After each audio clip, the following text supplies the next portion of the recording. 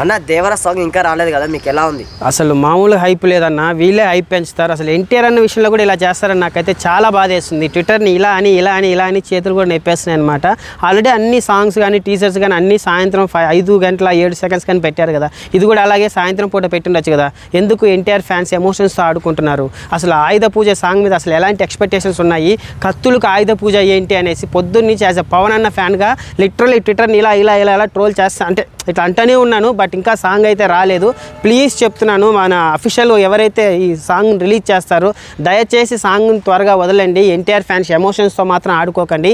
ఈ సాంగ్ మీద భారీ ఎక్స్పెక్టేషన్స్ ఉన్నాయి. మొన్న వచ్చిన ట్రైలర్ని కూడా అలాగే ట్రోల్ చేశారు. ఎక్స్పెక్ట్ చేసినంత లేదు, ఎక్కడ ఏ షాటు బాగాలేదు, గ్రాఫిక్స్ బాగాలేదు అన్నారు. బట్ అర్థం చేసుకుని వాళ్ళందరికీ ఏం చెప్పినా అర్థం కాదన్నా.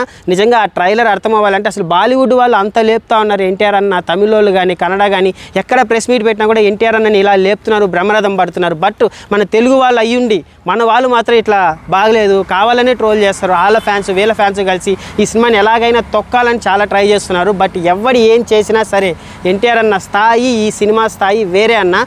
పక్కా 1000 కోట్లు అయితే కొడతాది. దయచేసి ఫస్ట్ సాంగ్ అయితే రిలీజ్ చేయండి. సాంగ్ అసలు రాకపోతే నరాలు ఇలా కదులుతున్నాయి, హైప్తో చచ్చిపోయేలాగా ఉన్నామన్నమాట. దయచేసి సాంగ్ రిలీజ్ చేయండి.